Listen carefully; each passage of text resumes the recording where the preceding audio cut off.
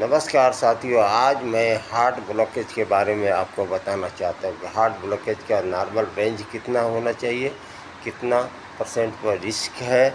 वो आज heart blockage का मैं नॉर्मल रेंज बताएगा और कैसे होता है। साथियों, हार्ट ब्लॉकेज का नॉर्मल रेंज 40-50 तक होता है। 40 या 50 तक हो जाते हैं, उस समय डॉक्टर जो है क्या करते हैं कि दवाई के माध्यम से इसको जो है कम करते हैं। और 60 से ऊपर जब होता है, अगर सीने में दर्द नहीं है, तकलीफ़ नहीं है, इनमें दर्द नहीं है, तकलीफ़ नहीं है, 60 से ऊपर तक जो ब्लॉकेज है वो दवाई के माध्यम से कुछ दवाइयाँ दी जाती है, जिसकी वजह से जो है वो सही रहता है। अगर दर्द जो है 60 से ऊपर होगा, 80 हो गया या 90 हो गया, या 80 हो गया या 90 हो गया, अगर दर्द हो रही है तो उस दशा में जो है वो डेंजर होता है और उसके लिए जो है एंजियोग्राफी होती है। एंजियोग्राफी का फार्मूला ये है कि दाएं हाथ या बाएं हाथ या जांघों में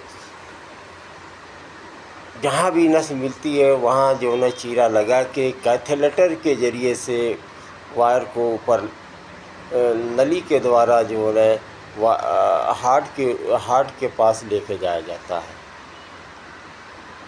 वहाँ से पिक्चर जो है खींचता है तो वो साफ दिखाई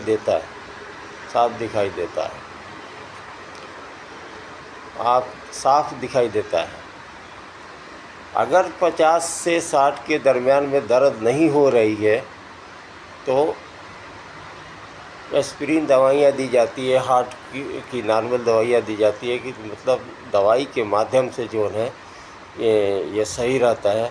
अगर 60 के ऊपर भी दर्द हो रहा है, ज़्यादा चेस्ट में, सीने में प्रॉब्लम हो रहा है, तो इसके लिए जो एंजियोप्लास्टिक होता है, एंजियोप्लास्टिक का भी यही सिरा होता है। 60 से 70, 80, 90 तक जो है ये 90 तक जो ब्लॉकेज होते हैं उस पर जो है एंजियोप्लास्टिक होता है। एंजियोप्लास्टिक में क्या तरतीब होता है? एंजियोप्लास्टिक में यही तरतीब होता है कि कहीं से भी सिरे से जो है जांघ के बाजुओं से, हाथ के उससे जो जहाँ मेन आर्टरी मिलती है उसमें जो है चीरा लगा के कैथेलेटर के ज़रिए हार्ट के तरफ, हार्ट के ऊपर ले आके छोड़ देते हैं।